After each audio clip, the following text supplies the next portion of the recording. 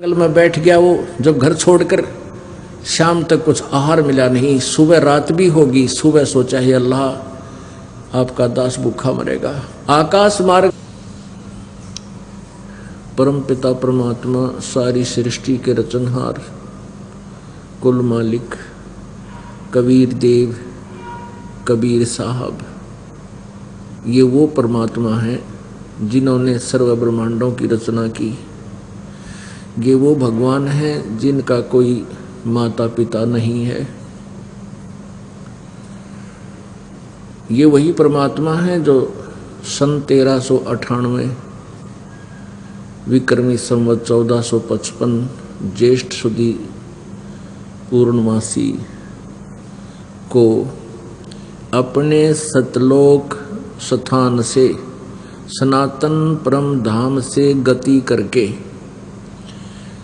चलकर वहाँ से बनारस में काशी शहर में एक लहर तारा तालाब में विकसित कमल के फूल के ऊपर शिशु रूप धारण करके विराजमान हुए थे। इनके प्रत्यक्ष दृष्टा एक अष्टानंद नाम के महर्षि थे, जो तत्कालीन महर्षि रामानंद जी के शिष्य थे। एक नीरू नीमा नाम के जुलाहा दंपति निसंतान थे। वो प्रतिदिन स्नानार्थ उस लहर तारा तालाब पर जाते थे। उसके अंदर गंगा दरिया का जल लहरों के द्वारा उछलकर वर्षा के दिनों में जब गंगा दरिया फुल स्विम पर चलती थी, पटड़ी से ऊपर से उछलकर एक बहुत बड़े सरोवर का रूप धारण कर लेता था। तो उसमें स्वच्छ जल होता था, वहाँ स्नान करने के लिए वो प्रतिदिन जाया करते थे। उस दिन परमात्मा उनको कमल के फूल पर विराजमान मिले। नीरू नीमा उनको अपने घर ले आए। नीरू नीमा एक दुल्हे थे, दुल्हे का कार्य करते थे।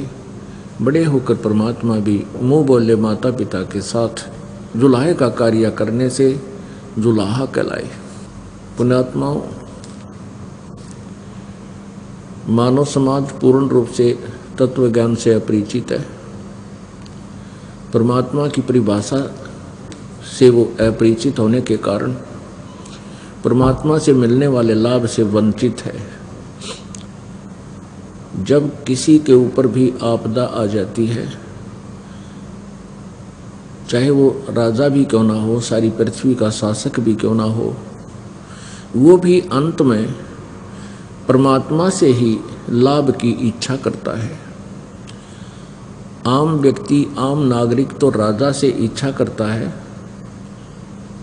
कि मुझे राजा कुछ लाभ दे, और राजा भी जब आपत्तियों से घिर जाता है परमात्मा से ही याचना करता है। एक समय की बात है कि एक राजा शिकार खेलने गया हुआ था और किसी कारण से रास्ता भूल जाने से वो अपने साथियों से वंचित हो गया, अपनी सेना से बिछुड़ गया। उसको बहुत भूख लगी, वो रास्ते में आ रहा था। एक किसान ने से उसकी मुलाकात हुई। किसान ने उसको अपने खेत में लगे मतीरे, तरबूज, खरबूज आदि खिलाए। राजा बड़ा प्रसन्न हुआ और उसको एक सर्टिफिकेट दे दिया कि तू कभी भी मेरे पास आ जाना, मैं राजा हूँ इस शहर का, तुझे कोई नहीं टोकेगा। कुछ दिनों के बाद उसको किसान ने सोची अपने मित्र से मिलकर आता हूँ और कुछ उससे मांगूंगा, धन मांगूंगा। वो किसान जब वहाँ पहुँचा, पहरेदारों को उन्होंने राजा का दिया हुआ वो दिखा दिया पर्ची। किसी ने उसको नहीं टोका। जब वो अंदर गया तो उसने देखा एक व्यक्ति अपने महल के आंगन में और कपड़ा बिछा करके भगवान से ऐसे कोई याचना कर रहा है। तो वहाँ पहरेदारों ने बताया कि आप यहाँ खड़े हो जाओ, राजा अभी प्रेयर कर रहा है, परमात्मा से कुछ याचना कर रहा है, क्योंकि उसमें सूखा गिर गया था और सूखे से दुखी होकर ही वो किसान राजा के पास कुछ याचना करने गया था। तो किसान ने पूछा उनसे, अंगरक्षकों से, भी क्या कर रहा है राजा, के भगवान से याचना कर रहा है कि मेरे राज्य में कुछ सुख सुविधा हो, वर्षा हो जाए तो मेरी प्रजा सुखी हो और मुझे भी टैक्स मिले। किसान वापस चल पड़ा,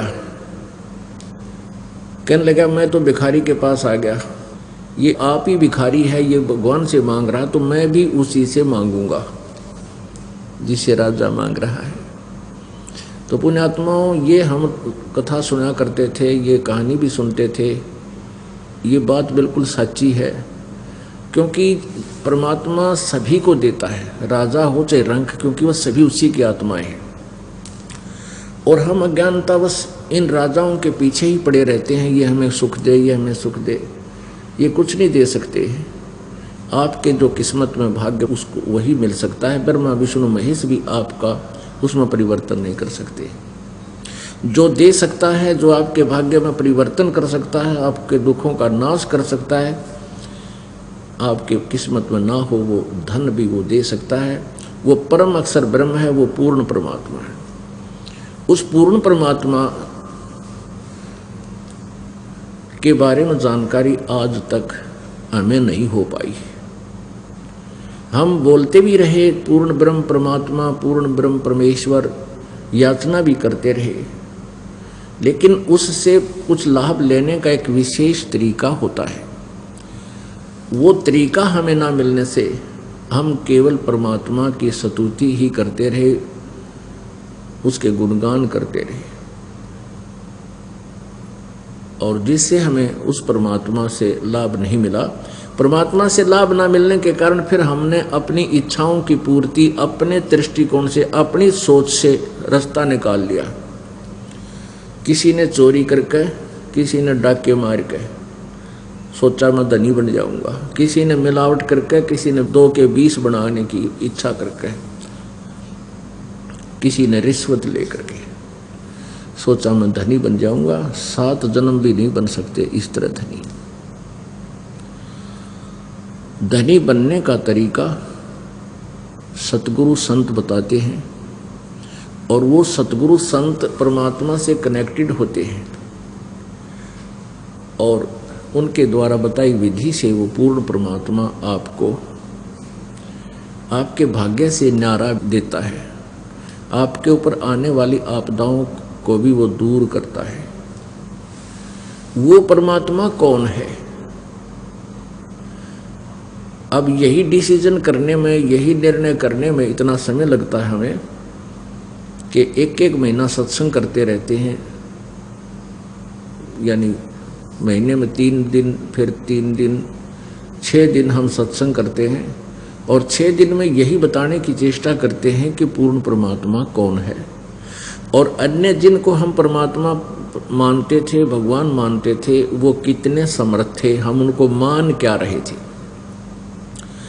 हमने ब्रह्मा विष्णु महेश जी को अजरो अमर सर्वेश्वर महेश्वर मृत्युंजय कालज्य सारी सृष्टि के रचनहार अजन्मा, इनके कोई माता पिता नहीं, ये लोक वेद सुन रखा था, ये दंत कथा सुन रखी थी, और हम इन्हीं की पूजा में लगे हुए थे।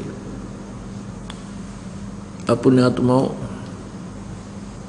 हमने ब्रह्मा विष्णु महेश जी के बारे में कहाँ से ज्ञान हुआ?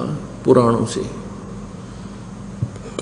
और इन पुराणों को पवित्र हिंदू समाज एथेंटिक ग्रंथ मानता है। आज उन्हीं एथेंटिक ग्रंथों में, आज उन्हीं प्रमाणित ग्रंथों में ब्रह्मा विष्णु महेश की सची थी। हमने जो ज्ञान सुना था उसके विपरीत हमें पढ़ने को मिली। पुण्यात्माओं, जिन्होंने हमें ये लोक वेद सुनाया वो ब्राह्मण थे, गुरु थे। ब्राह्मण कहो, गुरु कहो, आचार्य कहो, ऋषि कहो, महर्षि कहो, ये अध्यात्म मार्ग के जानकार माने जाते थे और ये संस्कृत भाषा जानते थे। संस्कृत भाषा जानने के कारण हमने इनको ये मान लिया था कि इन्होंने सदग्रंथों को पढ़ा है, समझा है, और ये जो ज्ञान हमें बता रहे हैं ये ज्ञान सत्य है। तो क्योंकि हमारे पूर्वज अशिक्षित थे, उनको संस्कृत भाषा नहीं आती थी, जिस कारण से वो ये निर्णय नहीं कर सके कि ये गुरुजी जो बता रहे हैं ये हमारे सदग्रंथों में लिखा है या नहीं लिखा। उन्होंने यही माना कि सदग्रंथों में ही लिखा है जो ये हमें बता रहे हैं। इसलिए उस पुराने समय से अशिक्षित समाज होने के कारण एक लोक वेद बन गया। लोक वेद का अर्थ है अक्षेत्रीय ज्ञान, दंत कथा, सुनी सुनाई बातें जो किसी सदग्रंथ में नहीं है और उसका प्रचलन बहुत ज़्यादा हो जाता है। एक कहानी है कि जो एक झूठ को और 100 बार कह दिया जाए तो वो सत्य प्रतीत हो जाती है, सत्य लगने लग जाती है। तो ऐसे हमने हजारों वर्षों से यही लोकवेद सुना और एक दूसरे को सुनाते सुनते रहे कि ब्रह्मा विष्णु महेश सर्वेश्वर हैं, महेश्वर हैं, यही पूजा के योग्य हैं, इन्हीं की पूजा करनी चाहिए, दुर्गा की पूजा करनी चाहिए। और किसी किसी की बुद्धि लाखों करोड़ों में एक की बुद्धि जाती थी कि ब्रह्म साधना करनी चाहिए और पूजा नहीं करनी चाहिए। और ब्रह्म से ऊपर ज्ञान बताने वाले स्वयं परमात्मा ही आए थे, कबीर देव जी। और फिर उसके बाद जिन महापुरुषों को, जिन वर्णीय पुरुषों को, दृढ़ भक्तों को परमात्मा मिले, उनको अपने ज्ञान से, अपनी महिमा से परिचित करवाया। उन संतों ने भी वही ज्ञान बोला जो परमेश्वर ने 600 वर्ष पहले आकर के अपनी सच्चिदानंद घन ब्रह्म की वाणी में बोला था। और वही ज्ञान आज हमारे सदग्रंथों में विद्यमान मिला जो संस्कृत भाषा में लिपिबद्ध थे। कौन कौन से सदग्रंथ? पवित्र चारों वेद, ऋग्वेद, यजुर्वेद, सामवेद और अथर्ववेद, पवित्र 18 पुराण और पवित्र श्रीमद् भगवत गीता।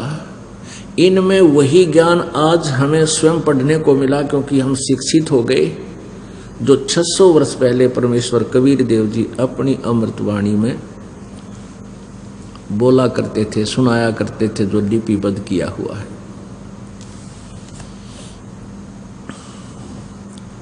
परमात्मा क्या कहा करते थे? तुम कौन राम का जपते जापम, तात कटे ना तीनू तापम। ये चतुर्भुजी भगवान कहावे, हर हट डोर बंदे सब आवे। कोटिक करता फिरता देखा, हर हट डोर कहूँ सुन लेखा। अब परमात्मा क्या बताते थे? गुण तीनों की भक्ति में ये भूल पड़ो संसार। कहे कबीर निज नाम बिना तुम कैसे उतरो पार। गुण तीनों की भक्ति में, रजगुण ब्रह्मा, सतगुण विष्णु, तमगुण शिव जी की भक्ति में ये पूरा समाज, मानव समाज, हिंदू समाज भूला पड़ा है। और इनको यथार्थ मंत्र निज नाम का ज्ञान नहीं। उस निज नाम के बिना तुम्हारा मोक्ष नहीं हो सकता। अपने आत्माओं, पूरा विश्व अध्यात्म ज्ञान से अपरिचित है। अब इसका प्रमाण हम कहाँ से लें? क्योंकि हम ब्रह्मा विष्णु महेश जी की पूजा करते थे और ब्रह्मा विष्णु महेश वो भी पूजाएं करते हैं, वो किसी अन्य और शक्ति की पूजा करते हैं और देवताओं की।